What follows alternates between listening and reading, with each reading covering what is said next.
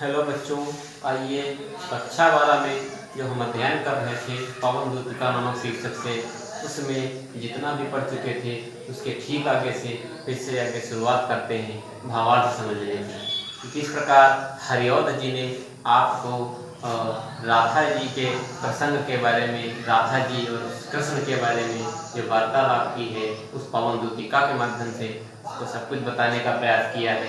आइए ठीक उसी के आगे से हम 10 तक समाप्त कर चुके थे, पद संख्या 10 तक, उसके बाद 11 से शुरुआत करेंगे। ठीक से देखिए, यहाँ से समझिए। यहाँ पर शुरू होती है, तू देखेगी जलद तन को जा वहीं तक दुता हो। अपने उसी पवन की जो अपनी पवन दूतिका है उसी से कृष्ण के मिलने का वर्णन करती हैं। तो मथुरा पहुँचने का वृत्तांत हमने कल बताया था, पिछले वीडियो में बता दिया था। और आज शुरुआत होती है कि आप मथुरा में पहुंचने के बाद भगवान श्री कृष्ण के सामने पहुंच जाएंगी। जलतल यानी कि भगवान को, कृष्ण को आप बादल की तुलना राधा ने की है, क्योंकि भगवान श्री कृष्ण जो थे श्याम वर्ण के थे, श्याम वर्ण के थे। तो उन्होंने कहा कि तू देखेगी जलतल को जा वहीं तग्गता से, और भगवान श्री कृष्ण के महल में पहुंच जाएगी। उन जलतल के बादलों के समान श्याम वर्ण वाले शरीर को तल्लीनता से देखेगी और उन्हीं को देख करके प्रसन्नता से खो जाएगी। ऐसा उनका लुभावना शरीर होगा। आगे देखिए, हो के लोने नयन उनके ज्योति उत्तीर्णकारी, और उनके जो आँखें हैं उनसे वह विशेष प्रकार की चमक छोड़ रही होंगी, और उनके एक दिव्य प्रकाश से, उनके दिव्य प्रकाश से आँखें जो थी, आँखें जो हैं वो चमकती हुई दिखाई देंगी। आगे देखिए, मुद्रा होगी वर बसर की, मूर्ति सी सौम्यता की, और सीधे साधे वचन उनके सिक्त होंगे सुधा से। कहते हैं वो उनकी जो बदन है, उनका जो शरीर है एकदम मूर्ति सा सौम्य प्रतीत होगा, एकदम मुलायम कोमल सौम्य प्रतीत होगा, और सीधे साधे वचन उनके सिक्त होंगे सुधा से, और बहुत ही मीठी वाणी में अमृत के समान वचन बोलते हुए दिखाई देंगे। यानी कि भगवान श्री कृष्ण का परिचय दे रही हैं कि तू जब जाएगी तो मेरा संदेश किसी और से मत कह देना। ऐसी पहचान बताती हुई उनको बता रही हैं कि इस प्रकार से पहचान लेना, और पहचानने के बाद तब ही मेरा संदेशा उनसे कहना। आगे कहती हैं कि नीले फूले कमल दर्शी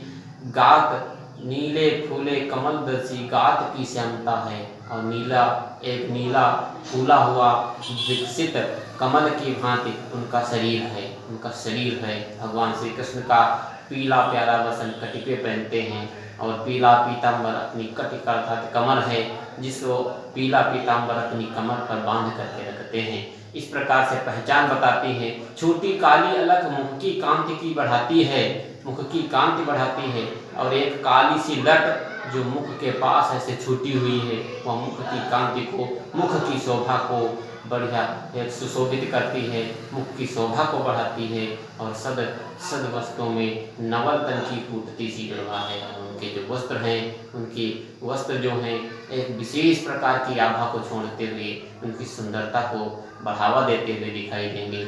आगे कहते हैं, सांचे ढाला सकल वपु है दिव्य सौंदर्यशाली। उनका पूरा शरीर एक सांचे में ढाला गया दिव्य सुंदरता को प्राप्त होता हुआ दिखाई देगा। और सत्पुष्पों की सुरभि उनकी प्राण संपोषिका है, और सतपुरुषों की सुरभि उनकी, और उनके जो आसपास के लोग हैं सतपुरुष अच्छे लोगों के मध्य में बैठे हुए दिखाई देंगे। यानी कि ऐसे लोग होंगे जो सज्जनता का प्रतीक होंगे, उनके बीच में वो बैठे हुए दिखाई देंगे।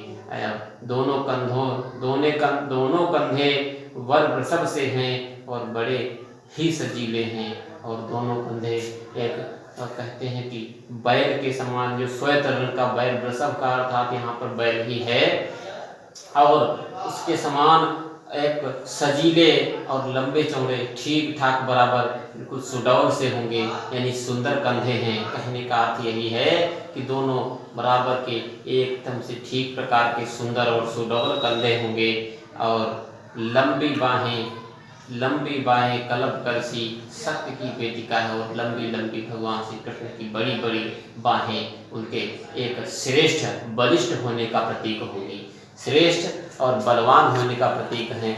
आगे देखिए, राजाओं सा सिर पर लसा दिव्य आपीड़ होगा, पूरी पहचान बताती हैं। कहती हैं कि राजाओं के समान उनके सिर पर एक दिव्य आपीड़, आपीड़ का अर्थ है मुकुट यहाँ पर, तो आपीड़ यानी कि एक उनके मस्तक पर राजाओं के समान दिव्य मुकुट रखा हुआ होगा।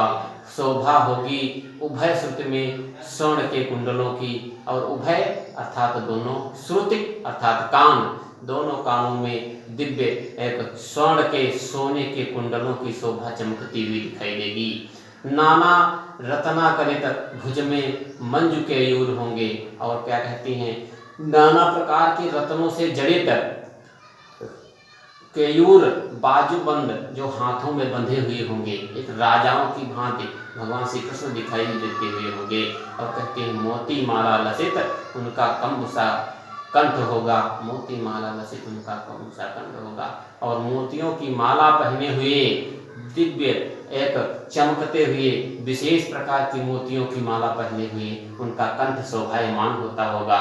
इस प्रकार से इसमें पवन को दूतिका बनाकर भेजती हैं, और भगवान श्री कृष्ण को राधा उनकी भगवान श्री कृष्ण की पहचान बताती हैं कि भगवान श्री कृष्ण के पास आप जाएंगे तो किस प्रकार से पहचान लेंगी, यह उनकी विशिष्टताएं होंगी, यह उनकी पहचान होगी। यह सारी पहचान को बताते हुए पवन को दूतिका बना करके मथुरा को भेजती हैं।